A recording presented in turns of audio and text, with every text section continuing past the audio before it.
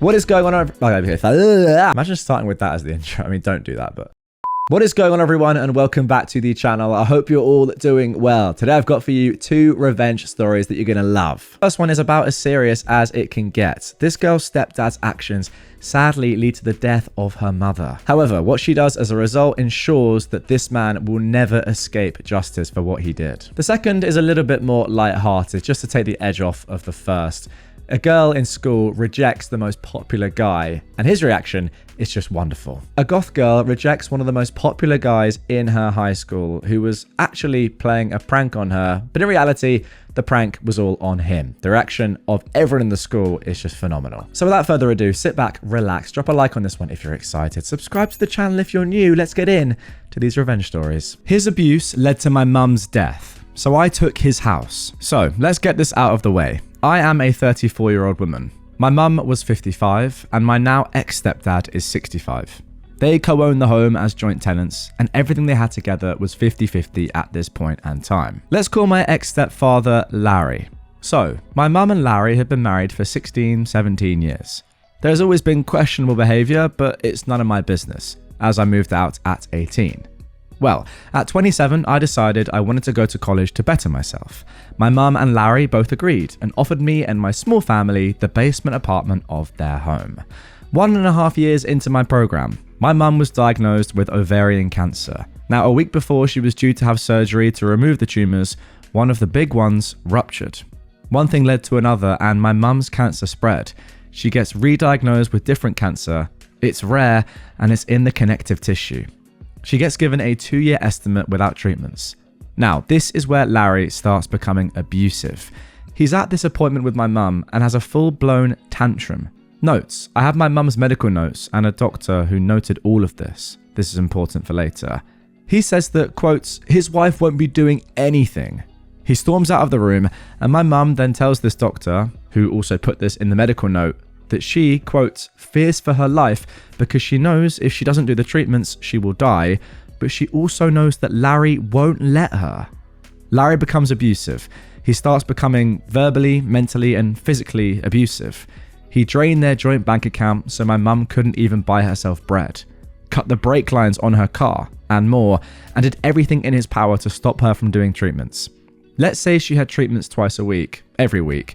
She'd maybe be able to get to half of those if my spouse or myself drove her. My mum ended up moving into my unit in the basement, and I started defending my mum against Larry. I told him, quote, if he didn't stop, I'd be doing everything in my power to ensure that he is held responsible for her death. He proceeded to laugh at me and told me, quote, I'm a woman, what can I do to him? His abuse then extended towards me at pretty much any chance he got. Well, I hired my mum a lawyer and changed my program to criminal law as quickly as I could, so I could learn everything I could with how the system works. I then handed in evidence and we started to build a case. It took 8 months of collecting evidence through security cameras I set up in the home. Now, Larry knew of these cameras. I had nothing, and he was aware he was on camera in certain areas of the home. During this time, I had already been pre-approved by the bank to purchase his 50% of the house. All he had to do was sign one piece of paper and agree, and within 30 days, he could have gotten $250,000. He refused because, quote, I wasn't going to get his house, when he was going to put my whole family on the street. And yes, this was all caught on camera. Larry was handed a summons by my lawyer's office to attend court with us. Well, he refused. He said he knew more than the lawyers and wasn't going to show. Because of this, we ended up winning in court and sole possession of the home was given to my mother. All his assets are locked and put under my mum's supervision to prevent him from liquidating them. He has a restraining order on him from the house and my mum, and he isn't allowed to leave Canada. He was evicted by the police that night and locks were changed, etc. With him being out of the home, we got my mum onto ODSP. And she was able to finally and safely start treatments because she now had access to the transportation offers through ODSP and the cancer societies. ODSP stands for the Ontario Disability Support Program, apparently. My lawyer and her also broke the joint tenancy on the home and became tenants in common. This is also super important, and pretty much while my mum was still lucid, set everything so that when/if she did pass, the house and everything she owned would come to me. For those who don't know, in Canada, you have 2 options when buying a house. Joint tenants are for married couples who want to split a home 50-50. In these situations, if one passes, the home automatically goes to the spouse. Tenants in common is when you can say buy a house with more than one other party and everyone owns their equity separately. In the event of a death, they go by the will and that equity can be transferred to whoever is listed. Google for more details. In the next 2 years, before my mum eventually lost her fight to cancer, we kept going to court with Larry. He kept refusing to deal or even sign divorce papers, not taking offers, etc. I became my mum's caregiver and was the one who cared for her in every aspect.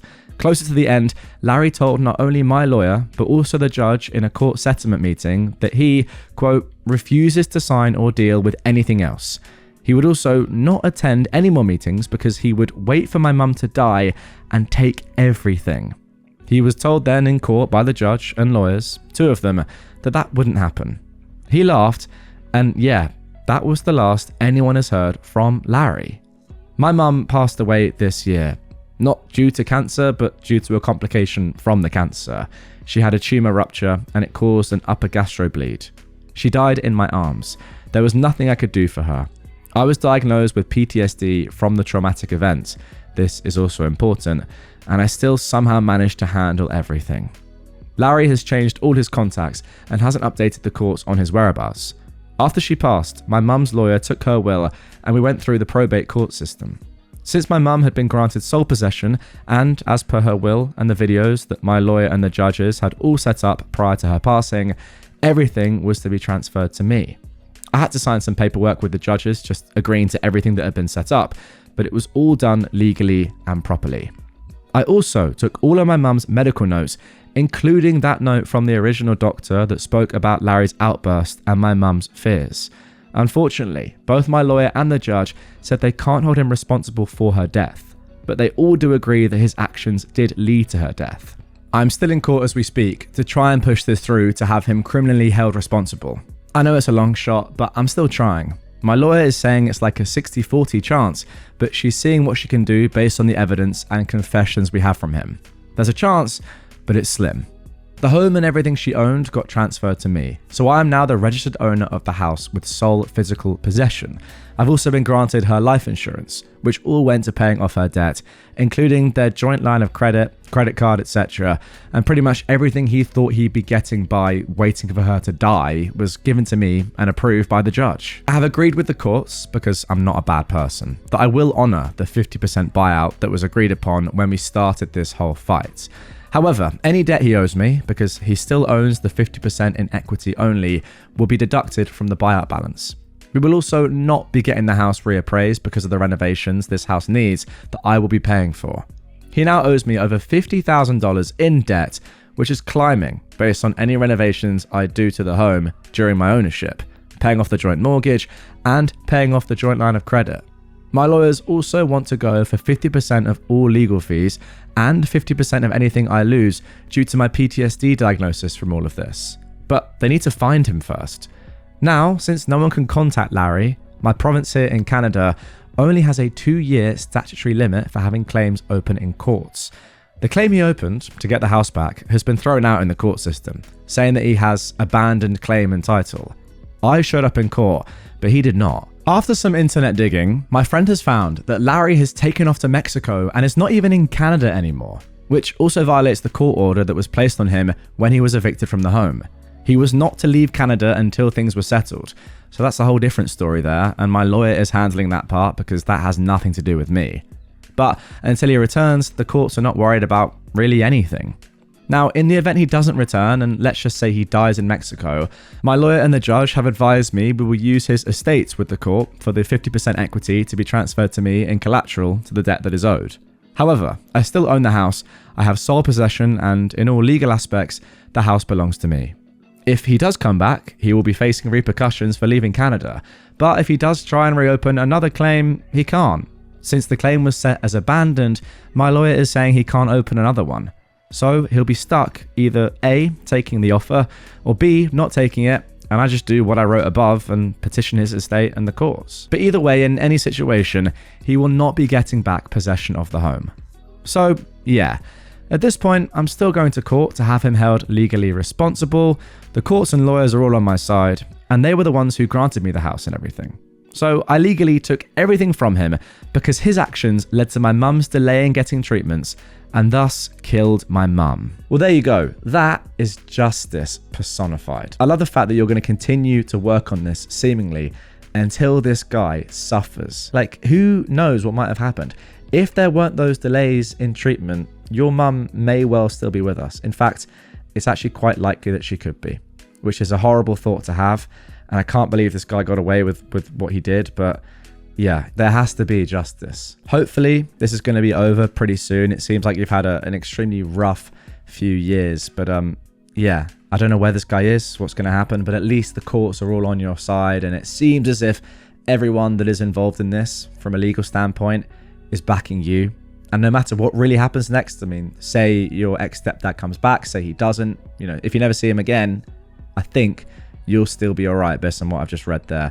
So yeah, I mean, you've been through such a hard period. I hope it's going to get easier now, but again, let's see what happens. Okay, a pretty hard-hitting first story in this episode.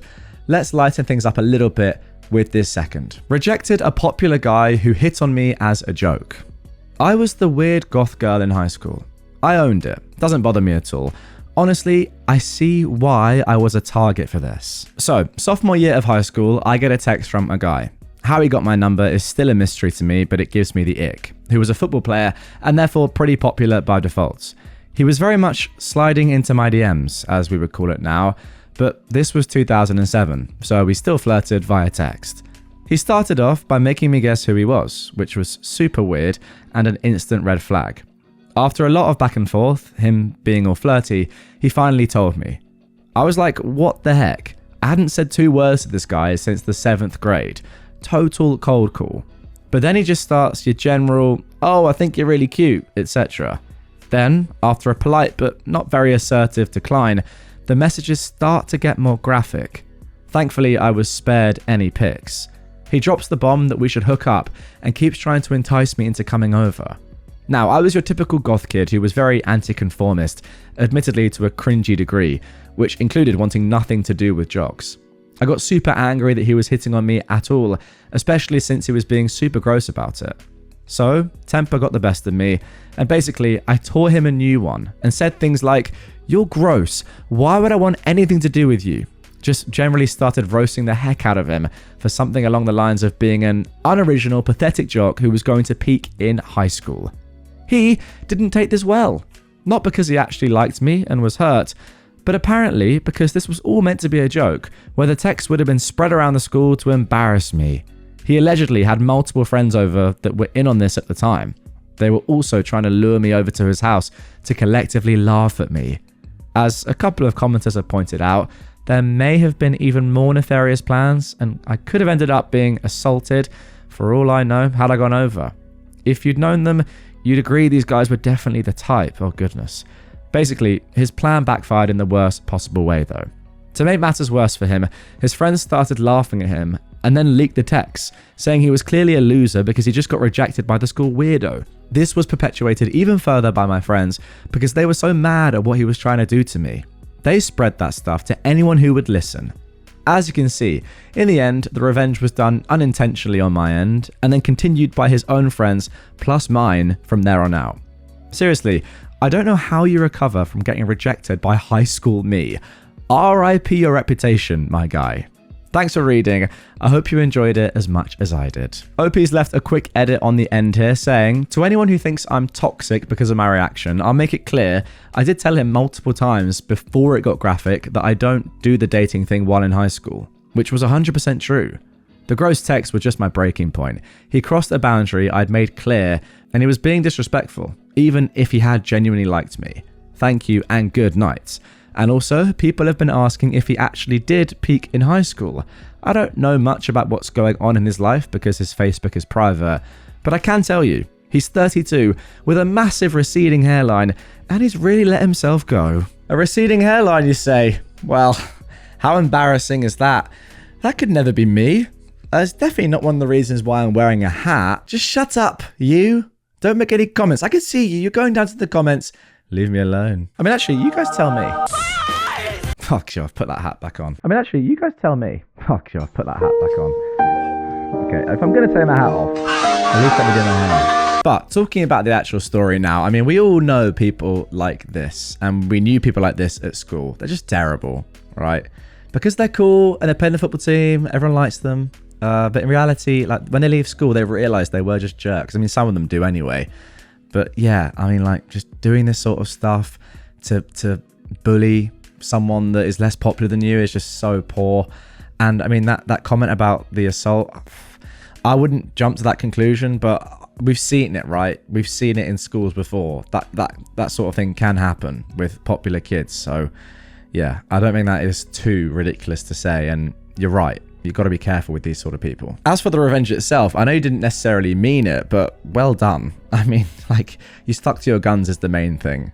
And yeah, fair play to you. You were probably a bit at the start like, oh my God, I'm getting attention from this really popular guy. This is really cool.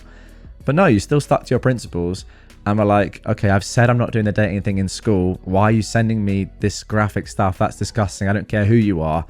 And, you know, doing that and yeah, maintaining your sort of your rules in your head and saying, yeah, this can be this person, but it doesn't really matter, has actually stopped you from being embarrassed, I suppose, and in the end has actually embarrassed him.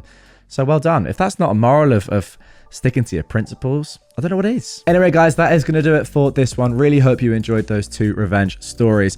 If you want more revenge stories right away, check out this episode on screen, where a girl gets stranded by a guy on a first date, and her revenge there is simply magical. Check that one out if you haven't done already. Tomorrow I'll be back looking at r/am I overreacting, one of my favorite subreddits of the past few weeks. So make sure you're subscribed to not miss that, and I will see you tomorrow.